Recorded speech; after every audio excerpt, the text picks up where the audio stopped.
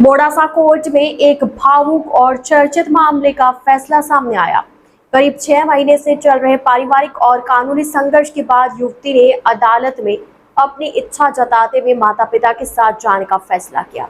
इसके बाद कोर्ट ने युवती को उसके माता पिता के सुपुर्द करने के आदेश दिए।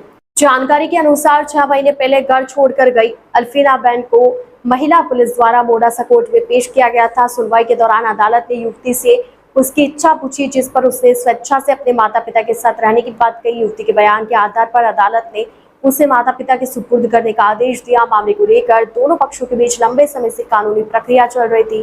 फैसले के बाद पूरे परिवार में खुशी का माहौल है, जबकि पूरे घटनाक्रम को क्षेत्र में चर्चा का विषय माना जा रहा है।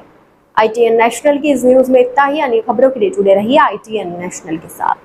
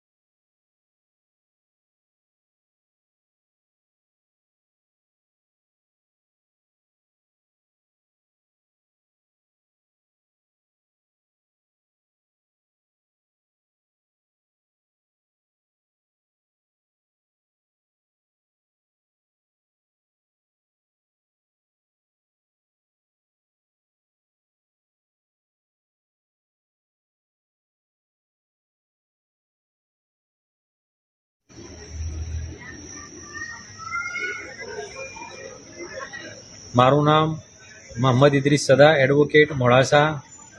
આજ રોજ મોડાસા કોર્ટમાં મિહિર ભીખાભાઈ પંચાલે મેઘરેજની મહિલા અલ્ફીના રહીમભાઈ બાકરોલિયા સાથે 6 માસ અગાઉ જે લગ્ન કરેલા તેમાં વિવાદ ઊભો થતાં મિહિર ભીખાભાઈ પંચાલે આજ રોજ અલ્ફીનાનો કબજો મેળવવા માટે નામદાર કોર્ટમાં અરજી કરેલી, જેમાં અલ્ફીના રહીમભાઈ બાકરોલિયાને નામદાર કોર્ટમાં હાજર કરતા નામદાર કોર્ટે અલ્ફીનાનું નિવેદન લીધું અને અલ્ફીનાનું નિવેદન લીધા બાદ અલ્ફીનાએ તેના માતા પિતા સાથે જવાની ઈચ્છા બતાવતા નામદાર કોર્ટે મોડાસા પોલીસ ટાઉન પોલીસને બંદોબસ્ત સાથે અલ્ફીનાને મેઘરેજ એમના માતા પિતાના મકાનમાં મોકલવા માટેનો હુકમ કરેલ છે।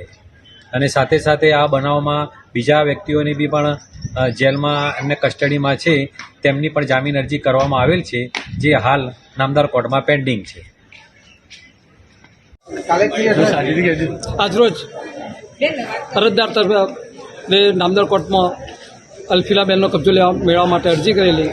અલ્ફીનાબેને નામદાર કોર્ટમાં આવી હાજર થઈ જુબાની કરેલી છે અને એમને પોતે ઈચ્છા પ્રગટ કરેલી છે કે મારે માતા પિતા સાથે જવું છે અને એમની ઈચ્છા મુજબનો કોર્ટે નોંધ લેતા ત્યારબાદ નામદાર કોર્ટે હુકમ કરેલ છે કે અલ્ફીનાબેનનો કબજો એમના મા બાપને સોંપવામાં આવે।